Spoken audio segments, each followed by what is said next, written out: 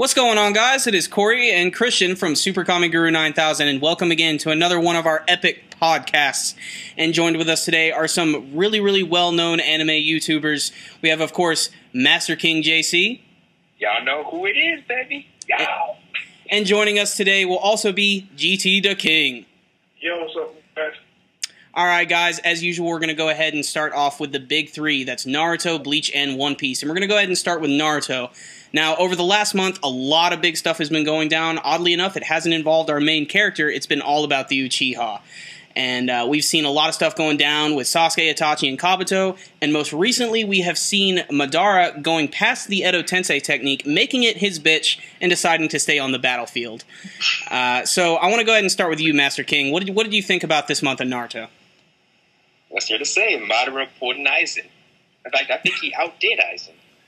Yeah. He out-Aizened Aizen on that one. And that's already saying a lot. But we already knew he was going to stay, man. You know, it was common knowledge. I mean, if he left, I would have just upset the entire war at that point. Yeah, there wouldn't be a war. He's unstoppable right now unless they find some way to seal him or, you know, pull out like a Deus Ex Machina or something. I think that Madara is going to kill one of the Kais. Or the Kages. Kages. Fucking Majin Buu coming into town. Majin Buu's coming in right behind Madara. No, but he's going to kill one of the Kages most likely, and then he's going to, I don't want to call it retreat, but regroup with Toby. At least that's what I see him doing. I'm not sure. Well, no, I definitely agree. Now that we know, there's a few things that were important about the whole Edo Tensei thing. First and foremost, Madara even stated he doesn't know who the summoner is. And apparently he already knows Edo Tensei. And at the beginning of the war, do you guys remember that scene where Kabuto and Toby had that scene where Toby's like, hey, you got to teach me how to use Edo Tensei. This is a great hint to show that not only are Madara and Toby two completely different people, but they have somewhat different plans altogether. And I can't wait to see Toby and Madara have, you know, their eventual meetup. I think that's going to be really groundbreaking. Do you think it's going to be a fight or just like, let's agree to work together? Hopefully it'll lead into who Toby is, because I think that's the thing, you know, we all want to know. Lead to a fight because, you know, fucking Toby is like a little on edge, like, oh shit, he summoned Madara and all that stuff. He's like, my old boss is back. Fuck, you know, gotta get rid of this whatever guy. their weird relationship is. I mean, I think the thing with Toby is going to be the most groundbreaking like revelation in the series. It's going to give us a lot of answers to things we've always wanted to know, and I don't know. I'm still hoping that there's more to Toby than just, you know, another Uchiha. I don't even know if he is an Uchiha in some ways. He might just be using their eyes. I still think that he's greatly related to Zetsu, personally. Yeah, I think that's probably the most likely relationship. So basically we're saying, like, Toby might be one of these damn Zetsus. Exactly. Or I actually think that Toby is the other half of Black Zetsu. That's an interesting theory right there. Because remember when him and Konan were having that battle, and then like half his mask got torn off, and he used what was it, Izanagi? Mm-hmm. And you know, even though the author kind of blanked out the other side of his face, you know, maybe that's just to show maybe he has scarring there or something. But it was all black, and my theory is that's the other half of Black Zetsu. And my theory is still as it stands. I think that's because it was burned from the explosion. That's what I thought when I saw it. Well, I still think Toby is Obito. I don't care. I still you're just going to ride that chip. That's been such a popular theory. Yeah, dude, you're just going to ride that chip until it burns. I don't care. It's my theory. I don't care. I still think fucking Toby is Obito. People can hate me for me saying this or whatever. I still think Toby is Obito. I mean, don't think the anagram makes sense. You know, there is no I in team, but there is an I in pie. There's an I in meat pie. And I don't know where I'm going with this. I'm referencing Shaun of the Dead. But otherwise, I mean, aside from that, you know, I don't hate Madara. I kind of, you know, ragged on him a little bit in our review today. But like you guys were saying, he's necessary for this war to, you know, continue and everything. And I kind of wanted him to disappear. But now that I think about it, you know, you're right. You know, he's going to make this war even more epic than it needs to be. And like Christian was saying, one of these Kages, they need to die. And I'm thinking Inoki is the best candidate. Yes, I'm thinking the exact same thing. Inoki needs to die. I mean, his flashback was played and everything. It's all set up. You kill him, we won't even care. He's just dragging out the inevitable. And he's ready for a self-sacrifice because he's all talking about a third meteorite, you know, unless he pulls out some, you know, super power up out of nowhere. But you know what the sad part about this is, like, you know, for like the Naruto's, because it wasn't like Onoki, who's like telling him, look, Kage, you gotta stick together and all that shit. And if he dies, that's really gonna put a damper on some people. I really think Madara is gonna kill Inoki and then say, you know what, I'm done here. I win. You know I could kill you all anyway. And then he'll just leave and go do something else. I mean, ultimately, though, Madara needs to be defeated by who? That's kind of a question at this point. I do think Inoki's going to die. But I think it would be really cool if, like, somehow, like, you know, they've been talking up how Mu and how Inoki have those, like, Tekai Toda, I think, or Kekai Toda, which are, like, the ultimate... Genkai? Yeah, like a super Kekai Genkai abilities. I would like to... Genkai? Yeah, I'd like to see, like, Inoki, like, kill Madara, but at the same time it kills him too. I'd like them to both go out in like the blaze of glory. I think it would be perfect for both of their characters.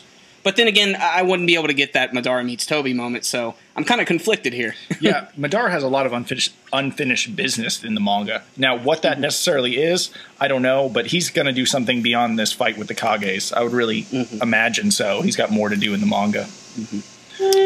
The other thing I wanted to talk to you guys about when it comes to Naruto is the Itachi flashbacks. Did you guys find them useless, or did you actually get anything out of that? I mean, we did get the parents' revelation at the end. Oh, for the love of God. They were mad. The only thing I knew about it was it wasn't the third who told Itachi to do it. It was Danzo, and that's basically about it. Well, of course, it was Danzo. Yeah, it was definitely Danzo. Yeah, Danzo's plan made no sense. He assumed that Sasuke was going to take revenge, like he knew him beforehand. I mean, he assumed that Sasuke would just take revenge, you know, if Itachi killed the entire clan. But maybe Danzo like walked by and like took Sasuke's ball when he was a kid, and he saw how angry he got. He's like, "Yep, if I kill this guy's family, he's going to be way more pissed." The guy came up, man. Ice cream like. That's the guy. That's the guy. I got to be careful about him. Like you're damn right. And then he's going about going to throw your ice cream on the floor. What are you going to do now? Threw it on the ground. Yeah, I know. It's going to be great. I might just even stomp it for dramatic tension. But did you guys find the flashbacks interesting at all, or just more of the same kind of just this is the flashbacks you get when the character leaves? Yeah, pretty much. It was somewhat interesting, but we're not going to see that flashback again because, you know... I'm happy about that. I don't know how many times we've seen the Uchiha massacre, but, you know... I think the most important part of the entire flashback for me really was Itachi talking to his parents and everything. That was just... For me, that was a really emotional moment. I thought that was really well done on Kishi's part, but that's really all they showed me that I was kind of interested in seeing, and maybe figuring out more what Toby was doing the whole time. Yeah, son, we understand you want to kill us. Just take care of your brother. Yeah, whatever. Yeah. Aren't these guys ninjas? Aren't they supposed to be, like, jumping around and throwing shit all over the place? Can't they defend themselves? Aren't they Uchiha, too? I mean... that's back in part 1. I don't know. Yeah, that's true. Determination. Now it's all about flashbacks and power-ups. Don't forget the eyeballs, man. The eyeballs.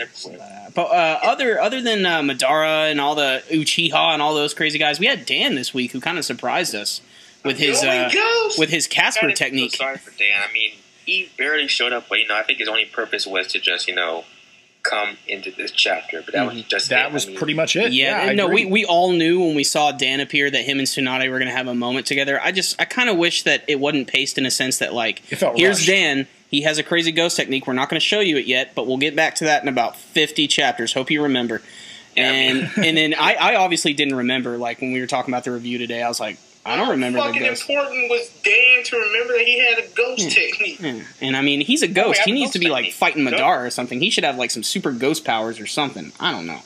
He should have done something besides... Because of that barrier, right? Because of that barrier. Yeah, he was. I think it was Choza. They put up that big, like, blocky barrier. But, spirit barrier. You know.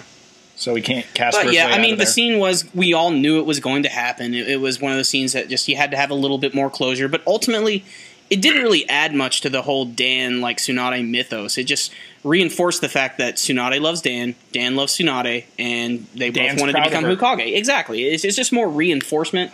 But I mean, I don't know. It reminded me a little too much of Patrick Swayze Demi Moore ghost stuff. You know. Who are you gonna call? Yeah. Ghostbusters. Fucking Luigi. Luigi. But I mean, I really enjoyed Naruto this month. It was action packed. If I only had one complaint, it's that there wasn't enough Naruto in it. But that's really it. I mean, you got to pull away from Naruto once in a while. Naruto's main character? What? Yeah, it should be called Sasuke the manga, you know, or Uchiha the manga. Uchiha Shippuden. Uchiha Shippuden. Well, now that we're done with Naruto, let's go on to One Piece. What did you guys think of this month? We had Luffy fighting Caesar Clown, getting pwned this chapter. I mean, mostly off screen, or for some weird reason the poison killed him and his crew. Not killed, but, hurt all of them. We got the samurai back. Most of the fast chats have been pretty good. Have been pretty good, pretty interesting. Really getting some good stuff from Law in this week's chapter. Yeah, it's funny how they took Law and made him like a complete badass, and now they're making him a complete bitch. Like, I was like, wow. I don't know. I still wouldn't say that he's a bitch.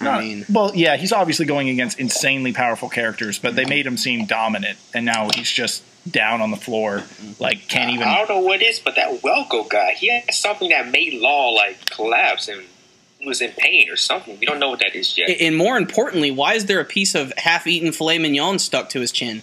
I don't know. He was... Am I the messy eater? I'm not. I know I'm not the only one who noticed that there's a giant hunk of steak on this guy's face. I don't know. Maybe he's trying to hide a pimple or something. Yeah, I try not to question these things because it's Oda. He has such a style that's ridiculous, so I tend to just accept things. But when there's just a big piece of cow meat hanging on your face, I got to be like, all right, what's going on here? When I first saw it, I thought it was like a Band-Aid or something. But when I looked closer, I'm like, is that a steak? No, I demanded that Corey call it a Band-Aid when we were first starting the review. I was like, no, dude, it's got to be like a piece of gauze or something. And then that thing had cross-hatched grill marks on it. Only thing was missing was some A1 sauce. That thing, it was a steak. He's got the well-done fruit. Did you see what he hit Law with? He hit Law with a giant piece of bamboo, which he hearted somehow. Yeah, he has like a... He's got Haki, obviously. Haki of the Armorant. Or maybe he has like a... Yeah, it looks like it's Haki, but it's kind of like Luffy's vulcanization. Yeah, like when he uses elephant gun. Yeah. Now, unless he's made out of rubber or something, but I don't know exactly what that is. Yeah, he hit Law with his big black pole. We know. It was pretty badass. Buzzing! Buzzing! But Nothing but highbrow entertainment here on the podcast. Oh, dude. Did we mention we're brought to you by the Fleshlight? Oh God, shut the fuck up. Sorry, that's Joe Rogan. That's Joe's. Those are not our sponsors. We can't afford that like good old Joe. SKG9000 podcast is brought to you by the Big Three every Wednesday. Every Wednesdays. Every month, actually. We're not doing this every Wednesdays. But yeah, One Piece is pretty good. I'm happy with it this month. I thought it was pretty badass. The link up with Law and Luffy's group, the Straw Hat Pirates, was awesome. I mean, that's not something I'm against at all. I'm really excited about that, and I hope they're done getting pwned so hard and they actually start winning some of these fights. But at the same time, we don't know what Caesar Clown did. I think he used some kind of sleeping gas or poisonous gas or something to make them sleep. Yeah, because they got off-screened. I was so pissed when he came back. They all just sort of, collapsed all together at once too, and it's just. He didn't even touch them. I'm like, no. What did he do? Like, maybe some kind of gas, nerve gas or something. What about if it's the guy that's messing with the Law is doing that to them? That too. It could be that guy. Yeah, it could be that guy. And wasn't there supposed to be a Joker character? And who is that? Oh, we haven't seen Joker yet. Yeah, probably won't show up until like way later. Like they're also they got to save up Vegapunk a little bit too, and but aside from all the rubber pirates, gas men, and steak faces, you had that samurai guy today, and I did not know this guy had a fire sword, and that's just awesome. It is very cool. It's always awesome to get a new sword. But from what I saw I don't think it's his sword. It could be like his fighting style, but it would be interesting if it was his sword, maybe. But I gotta admit, man, he went up a couple notches when he used that fire technique, and he cut the explosion. Oh yeah, he cut the explosion, which was like huge. I mean, it's definitely noted that this guy was pretty powerful because Brook fought at just his torso and had to run away from him. So if Brook's a pretty adept swordsman himself. Yeah, he's not a slouch. I mean, he could take on an army of nameless dudes, no problem. That's how powerful Brook is for sure. So yeah, when this guy pushed Brook back as just the torso, obviously this guy knows what he's doing. And I think it's good that Zoro likes him instead of wants to kick his ass. What I like most about the whole Zoro thing is, like, at the end, Zoro's like, oh, man, that's awesome, a fire sword. And, I was already theorizing that, I'm thinking by the end of this arc, Zoro might get a brand new sword from this guy. I don't know how it might happen. But I think it's a theme, you know, in the series. He always gets like a brand new sword of some sort with a new ability or something, and this would be great. Like, and someone even commented, he might get a new sword. I mean, he's pretty attached to the swords he has right now. I mean, he has the Wado Ichimonki, which is Kuina's sword, and he also has Sushi, which is the Curse's sword. So I mean, maybe he might get a new sword. Yeah, I mean, I'm thinking maybe another situation might come up, like, you know, that one time where that Rust guy came up and got rid of one of his swords. No, that guy was random. Yeah, that guy was. He just came out of nowhere. Like who's this guy? Like, he just brought you his sword? What? Yeah, you'd think there would have been like some epic music, or that like part would have been super well animated, but it's like, oh, I liked that though. It showed how unpredictable things can be, and how that was just some random Marine with a devil fruit power. And you know, it's like, wow, Zoro's a badass, and he just got reduced to this. Wow. But Zoro's shown that he's actually a good hand-to-hand combat guy, but obviously he's the swordsman. I mean, if the whole manga was about Zoro, I'd be happy. I mean, personally. If Zoro got a spinoff. Zoro just going around trying to cut everything. Exactly. Before he had to try and cut through steel, he wants to cut through everything. Now he wants to cut through fire. I think it's perfect. And explosions. I'm going to cut through time this time. I'm going to cut through time. He ain't the damn Skull Knight. Yeah. That's true. He's not the Skull Knight. But, did we cover everything with One Piece? Are you guys happy? Sure. Yeah. Corey, you want to introduce Bleach? Oh, yes. Let us talk about Bleach and the Vandenreich. That's a good accent. Vandenreich making the fucking Shinigami look like fucking bitches. Exactly. Like, so over the last month, Bleach has sort of exploded with this incredible arc. Soul Society is currently being invaded by the Quincy's and the Vandenreich, and they're all incredibly awesome characters and very varied, and a lot of big characters in Bleach seem like they're going to be being killed soon. We just saw the death of Kira, which he wasn't the most major character in the series, but just to see that a character like that could get, you know, killed in one panel was a pretty big deal. I actually like the Kira. I mean, I like his Zanpakuto too. Oh yeah, he had the hook-like looking sword and everything. Like whenever he would like swing it, like something would gain weight or something like that. He was a really cool character, had a great weapon, but it just shows that even characters like him are going to go down, you know, pretty brutally against these Quincy and everything. Well, it is the last arc, and it's hard to compete. I mean, with Bleach in its last arc, they can do whatever they want. Oh yeah, because there's no got to use this character later. It's just like, fuck it, kill him off. It'll be awesome. You know, I we don't need him. The death of Byakuya is about to come, and I don't want to see that. You know, Byakuya is, I don't know, if he were to die, I don't know if I'd feel very upset about it, but I think it would be great for Rukia's character, because it would definitely have a huge effect on her. But you guys don't have to worry about that. This is Kubo. Oh, exactly. Byakuya is a fan favorite. But I still think, you know, there's a lot of characters that do need to... I don't know why, but I want Yamamoto to go out in the blaze of glory. I mean, you know... Well, we all know that's going to happen. Yeah, I mean, you know, he barely survived against Aizen, who was already disturbingly powerful. And, you know, now you got these guys. You got Buckbeard, who apparently is like the leader of the Quincy. And I can't wait to see them throw down. You know it's going to happen eventually. But, well, we all know this is also going to get Uryu from character development. True. They eventually need to bring them in. But, you know... I have a question. I'm not really a big Bleach reader, but do you think the Quincy's are going to have a fatal flaw, or do you think it's just going to take more powerful characters showing up to beat them?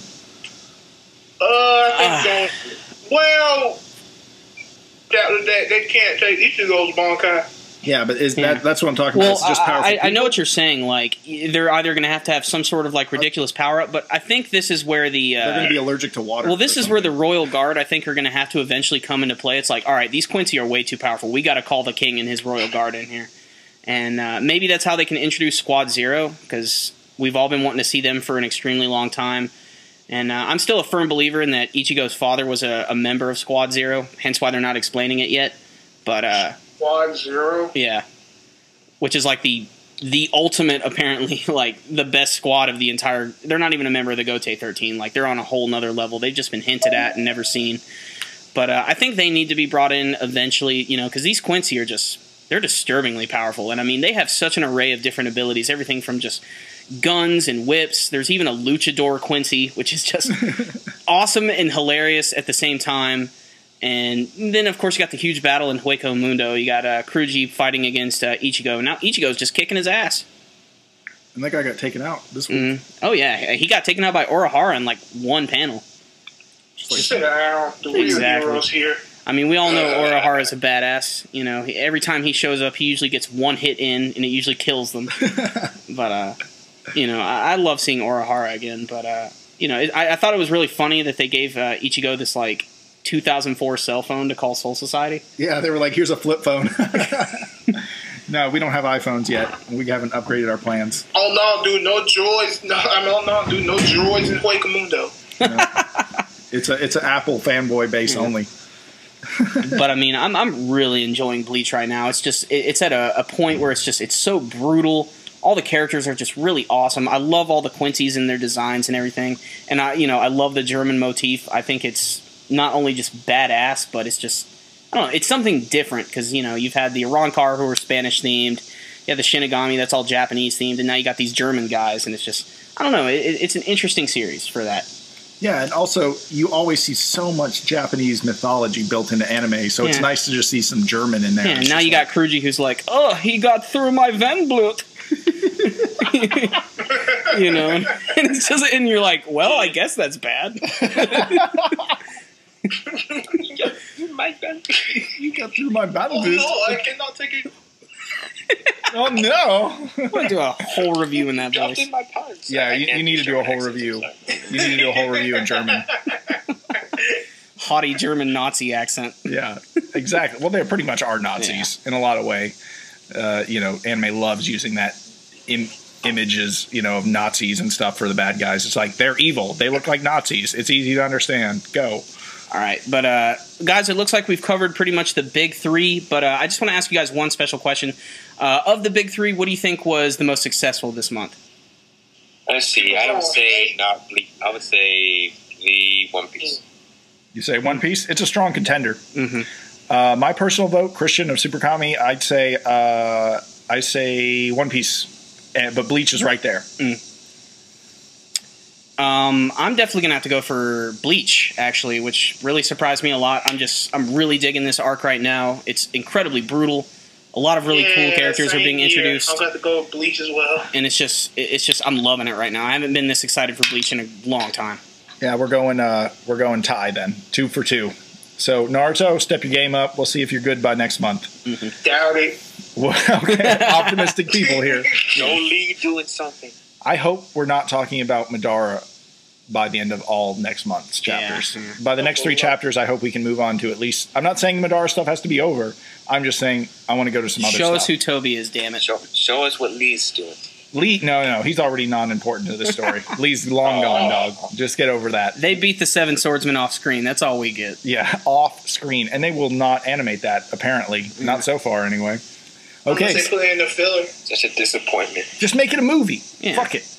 The 7 swordsmen movie. There we go. That'd be badass. Samurai stuff. Okay, right. We also want to talk to you guys about faux anime, as Corey likes to call it. And recently, Legend of Korra has been a huge series. It's been airing on Nickelodeon. And pretty much, we call it faux anime because it's pretty obvious that Legend of Korra is heavily inspired by anime. And it's a really interesting series. And I'm really looking forward to the season 2 of this second season. And I really like the writing. Yeah, I know that sounds redundant as fuck. Sorry, guys. But you get what I'm saying. It's the second... second part of the Avatar series. And what did you guys think of it? Have you been watching it? No, I haven't watched it yet. You haven't watched any of it? The original Avatar. I did watch it. Oh, okay. Well, that's great. You guys are great guests for this topic. I'm glad I brought you onto the podcast. What sucks is, too, because I do not watch Korra as well. But I think mostly the topic I wanted to talk about was the fact that it's a faux anime, which is something that's becoming really, really popular in America now. A lot of American animators are starting to realize that a lot of these young kids, they love anime and they love the style that it's done in, and they're starting to kind of emulate that style. We've seen that a few years ago. If you guys remember the Teen Titans cartoon that was on Cartoon Network, which was very blatant, so much to the point that the opening of the show was done by Hi Puffy Amiyumi, which is a Japanese pop band. And it's all sung in, like, really, high-pitched Japanese voices. It's like, is this really an American cartoon? And, I mean, everybody's got the big eyes, and they have the big over-expressions and the sweat drops. Yeah, you could tell it was an American cartoon. It just had some, Japanese things, just like, the... art style. The sweat drops and, the big eyes and, the mouths and stuff, But I mean, that's even extended now. You know, you got the big new shows. You got The Legend of Korra, which I honestly can say has some of the best animation I've seen in a long time. Better than most anime, actually. Looks good. And you know, it's really fluid. It's really well done. They obviously work on it a long time. But then you got other shows. You got the revival of Thundercats, which started just last year, which is being done, I think, by Studio 4 Degrees Celsius. I'm not quite sure, but look it up. But in any case, it's definitely an anime, but it's all like produced by American companies and everything. I mean, that's the difference between those two. Like Thundercats is animated by a Japanese studio, but it's produced by an American one. They just send the writing over. Oh yeah, Thundercats, the new one's made by Studio 4C. There we go. Yeah, the same company I think that did the Berserk movie. Huh, really? I did not know that. That is pretty surprising. They do not look the same. Don't you want to see Guts and Lion-O fight? No, because Lion-O would die. Guts would like shoot him in the face with his cannon and then just like cut him completely in half, diagonally ways. I know, and then break his sword and cut the eye in half. The eye of Thundera. Thundercats ho, bitches. Thundercats dead, bitches. Yeah. So, but still, I want to know what you guys think, because since this has become such a popular trend in animation, do you think this is a good thing for American animation that they're trying to resemble the anime so much, or do you think it's a bad thing since we're sort of moving away from what we have as traditional animation? I think it's interesting. I think we could have both. You know, maybe one day they could add blood. You know, hopefully, maybe some blood, maybe some cursing, maybe some fan service, but we'll see what happens. I hate to say it, but I highly doubt it. It's 2012, man. It's 2012, you know. People like, oh no, it's too violent. Oh, my kitties. Oh no, look at the children. Look at the children. Yeah, like even in The Legend of Korra, every time a plane exploded, they had to animate a parachute behind it. Because they had to say, okay, the plane exploded, but the pilot made it. No one died. Okay.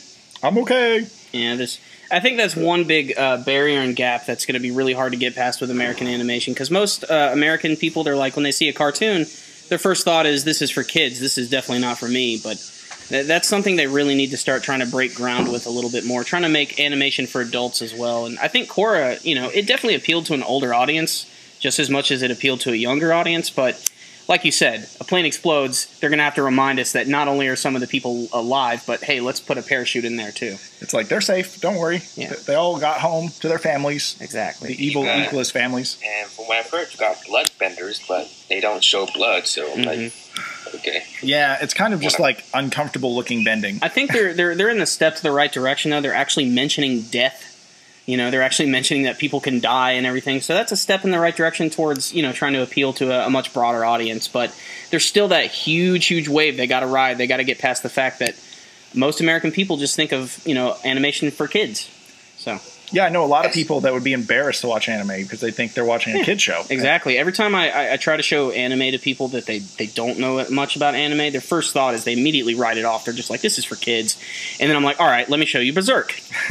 Yeah, that's why we need more PG-13 R-rated animated shows in the U.S., but hopefully maybe in a couple decades we'll see what happens. I think that Toonami right now is making a lot of great decisions by, they're sort of appealing more to the Adult Swim crowd now. They're still showing anime, but I love that they're showing Dead Man Wonderland, which I've actually just started watching, which I think is an insanely hilarious American dub and awesome. Dude, the swearing in the shit makes it priceless. Like, bleep. Oh, the bleeps! Every time they bleep, I laugh my ass off, dude. The writing is really good. Yeah, it's in. I've never watched it before. I've been watching them on demand. I've been unfortunately missing them on Saturdays, but it's a pretty damn good show. And if they can start to show more stuff like that on like mainstream TV, I think it's a step in the right direction.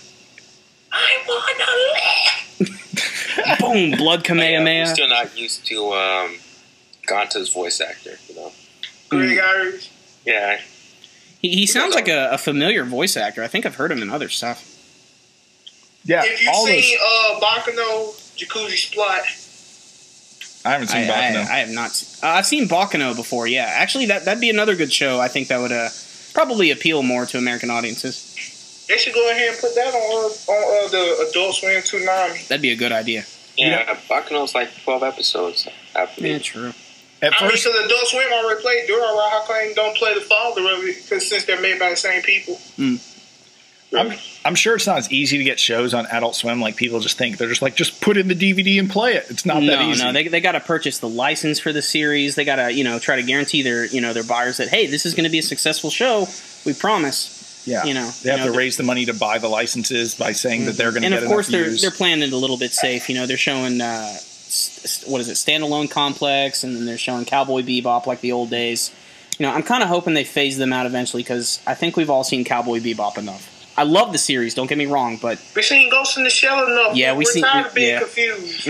Exactly. I still don't know what the hell's going on half the time in that series, but you know, it's that's there for the old audiences, you know. But still, but yeah, this is good. It seems like animation is going into a brighter direction in America just as much as it's continually getting better in Japan. And speaking of Japan, this is going to be, by the way, the last topic for tonight, guys. There are 2 huge movies that have come out in Japan this summer. One was actually just released last weekend. That was the second in the Berserk trilogy, Berserk Golden Age Art 2, The Battle for Doldry. And now there's Road to Ninja, the new Naruto Shippuden movie, which is like the Bizarro Naruto world that's coming out at the end of this month. And first, let's talk about some badassery first. Let's talk about Berserk. Yes. Now, last time, you know, we've talked about the first Berserk film, and the general consensus is that, well, it's okay. You know, I mean, the Berserk fans seem to like it and everything, but the second movie... I thought it was great. I mean, it wasn't perfect, but, you know, it delivered. Yeah. Oh, as a Berserk fan, I was more than satisfied. Yeah. You know, I really loved it. But the second movie, a lot of early reviews are coming out, and people are saying that it's just way better than the first. You got a lot more story. It's a little bit longer than the first. I think it actually goes all the way... by the way, spoiler alert, guys. I believe it goes all the way up to the point where Griffith has been captured and he's getting tortured. And I think that's where the actual film is going to end. But what's great about this is that means the third movie is just going to give us a ton of ridiculous stuff. And I think they're actually going to reintroduce the character Wild, who was never in the original anime series, and he's an apostle character that they're going to put in the... if they show Wild, it's going to be crazy. Oh, it's going to be insane. I know for certain that the Skull Knight does make an appearance in the second movie. So that's definitely a step in... I hope they don't censor anything. I mean, I really hope they don't censor, like... I really don't think they're going to. Well, from the review that I read, I heard that the 100-man battle is just relentlessly, like, gory. Good, because it needed to be. I've heard it's, like, one of the most violent anime to come out in years, which is great, because there was a good amount of violence in the first movie, but once it gets past once it gets to the Eclipse, that's just going to be... Well, that's when Berserk changes. Yeah, it definitely... That's when it goes to a different level, and, you know... It's like the difference when Goku goes from a normal Saiyan to a Super Saiyan. It's like everything changes. The Eclipse is the huge. It sort of changes the fighting and everything. Yeah. But I mean, the second movie's got me really excited. I can't wait to see that 100-man battle. I cannot wait to see Guts fight against Boss Cone, the leader of the Purple Rhinos. I mean, there's going to be so much great stuff to see in this next movie for Berserk fans. So I cannot wait till it's released. Yeah, I really can't wait for the second movie either. It sounds like it's going to be really good, and the early reviews seem really positive, and I'm looking forward to reviewing it and watching it. I just hope the dub comes out soon. Okay, what else? Road to Ninja? Road to Ninja, which is... Road to Ninja. Yes, the next Naruto Shippuden movie, which is set in Bizarro world, as I like to call it. It's everybody's characters have been... all the characters have been switched around. We finally got a new trailer this week, which showed off a few new things. We got to see that some of the old Akatsuki members are coming back. Deidara, you got Hidan, who oddly enough is fighting against Tenten. So there's going to be some really crazy battles that are going to be happening in this movie, and I don't know. I don't think I've been this excited for a Naruto movie in a long time, just because the actual premise of it is just so out there. Oh yeah, we finally get to see Sakura's parents. That bitch. Yeah, did you guys actually see the pictures of her parents? I did. I ain't seen either one with pink hair. Yeah, it's weird. Her mom, you know. I don't know. She looks way different from Sakura. She has like I think blonde hair, and she's got like bangs coming down in the front. And the dad looks even weirder. He has like this purple hair that's like shooting off like all Kenpachi style. And it's just, I don't know. They don't look like they're related to Sakura at all. I thought the Sakura's parents look so old.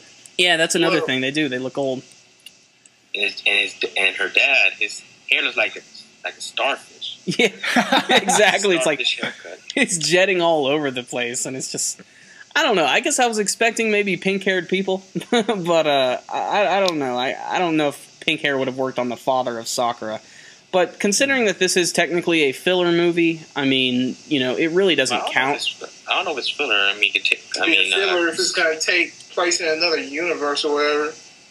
Well, that's the thing. I think it's like the ultimate what if to kind of just give the fans what they want because they're not going to get it in the war. It's pretty obvious that they're not going to get some character, you know, development that they wanted. So it's just like, you know what? We'll just flip things upside down, show you some more of the characters, and make it interesting that way because they're skipping over people in the war. Yeah, like a lot of the rookie characters, like the Rookie 9 and everything, I have a feeling they're going to have them fight against like a lot of the Akatsuki members. You know, I'm pretty sure almost all of them are coming back. I'm not sure about Pain. Because he's unfair? Yeah, but I know that the majority of them are all coming back, and it's just kind of like a what if in a way. But some people are saying that this is like a Genjutsu world, and I'm still not quite sure what's going on. I still feel there's going to be some sort of plot twist in the film where Toby is actually not the actual villain of the story, but someone else like using his name to like, you know, kind of like how he's using Madara. But I don't know. I feel there's going to be some sort of great plot twist in the story. Oh, wow. But maybe I'm just building it up. Maybe it's just going to end up... Is that it's not a dream. Yeah, you know, at the end of the day, though, we all know it's probably going to end with Naruto using a Rasengan and hitting somebody in the face with it. Yeah, unfortunately. Don't hype it up too much. Everybody's going to be coming at you. We're already hyping it up too much. Oh, yeah, we already are hyping it up entirely too much. But, I mean, It sucked, and I blame SuperKamiGuru. But, well, we had nothing to do with making that movie. We just report on it. But I'm definitely excited to see Kakashi switch to a guy's personality. But most importantly, I'm still excited to see Hornada.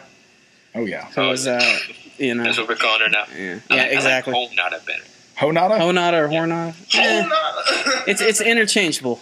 Whatever you feel comfortable with. But her personality is really interesting. Yeah, it's literally the exact opposite. She just wears it's like she's from the South. Southern Hinata. Is that what we're dealing with now? Yeah, I guess so. She has like 3 teeth. Oh God. Her eyes are really white from all the I mean, she's way different in the new trailer. Like she's grabbing Naruto by the collar and like shaking him like a bad baby. I mean, child support. You've been ignoring me for a long time. What the fuck is wrong with you? I know. And then take care of these babies. We got 15 kids here. Trailer trashy Nana. You want to be Hokage? You gotta take care of these kids first. Oh, that's so funny. And also, we got a Playboy Sasuke, which is just interesting and creepy. Yeah, creepy looking. He looks weird. It's all happy and smiley. It's like, what the fuck? It really is creepy. Yeah, I know. It was never like this. What is up with you? I know. I think that's the one character I actually hope has a good bit of screen time because I'd love to see them explore Happy Sasuke a little bit. Happy Sasuke, sad Sasuke. Happy Sasuke, sad. So, like, Sasuke. I'm curious to see though, since he's all happy. Like, are his parents and brother still alive, or is he like just like, my parents are killed, but I'm okay with it. But fuck it. You know, I'm really interested to see how they're going to handle that part in the story. But I mean, it's just this is an insane Naruto movie. Just the fact that we're going to have all these Akatsuki guys fighting against like all these awesome characters. I mean, it's just an excuse for a good time. Yeah, excuse for some more action. Well, what are y'all guys' predictions on, like, you know, the other characters? You know, like the rookies, like how would their personalities be switched? From what I've seen, one thing I think is hilarious. A lot of them are like basically polar opposites of stuff. You got Kiba. Apparently, in this movie, he's going to be using cats instead of dogs, which I think is hilarious because hopefully Akamaru will be turned into like this big pussy. But he actually has like whiskers on his face now, which are like more like a cat and everything. And apparently, I'm not sure if this is true or not. Don't quote me on this, but I think Tenten actually cannot use weapons, which is just hilarious. But and then I'm not sure if Rock and Neji switched places. I know that Choji is going to be slightly different. He's going to be more like Shikamaru is. Shikamaru is going to be a little more unsure of himself, and I guess even more lazier. I heard he's kind of like it's like his personality switched with Ino's. Yeah, pretty much. Yeah, I'm not sure what Ino has changed to. I know that she has more clothes on. I guess she's like Hinata now or something. She might be. That's wow. They basically switched places when you think about it. What do you think Sakura's going to be like? So from what I read, I actually think again, I'm not sure if this is true, but from what I was reading, I think Sakura and Naruto are actually the only ones who are not under the Genjutsu. I think they're actually they both kind of got transported. Yeah, I think they're both normal, and there's supposed to be some sort of like manga or not manga, but there's going to be an anime special sometime next month. It's called Road to Sakura. That's supposed to apparently tie into the movie. You think I ever got to watch that? Yeah. I'm not reviewing. Speaking of which, there's a 2-hour Nami special coming in August. I was just about to say that. Yeah, which is it's going to be bouncy coming in August. Yeah. But I don't mind because I love Nami in a weird way. Bring it in, bring it all I don't know how they're going to fit the entire arc into 2 hours, but we'll see how they do it. How many bathing suits do you think they'll have her in? 20. I'd prefer none. Millions and billions. You never have enough. Just got creepy in here. Yep. Okay. Yeah. So fapping aside, clearly we're all incredibly excited for the new Naruto movie. It has so many possibilities, and it's not even out yet. We have no idea what's going to happen. So we're just going to have to wait on that one. Make sure and continue to watch all of our pages, because we know when that movie's going to come out, we're going to review it for you guys. Absolutely. And 2013. Yes. Oh, when that is the possibility where Naruto might actually end. But that is a topic for another time. Absolutely. Master King, you want to tell us about your channel before we let you guys go? You know me, I'm just, entertainment type of guy, I'm not really random, but, entertainment's mostly my thing, anti-manga news, Drawing Corner, and Movie Mayhem for all you guys who like movies. So, that's what I'm doing. Awesome, man. It's a solid channel. I always have a good time when I watch your videos. GT the King, what do you got going on your channel? Well, basically, I do seasonal anime reviews and like manga reviews that are under the radar. I mean, because, other anime and mangas out there instead, haven't been overshadowed by the big three. Mm-hmm. No offense. No offense. You're doing God's work. Awesome. Preach the word, brother. Preach it. Well, this was another SuperKamiGuru9000 Big 3 podcast with friends. So until next time, you guys, we'll talk to you later. Peace. Later. Peace out. Later.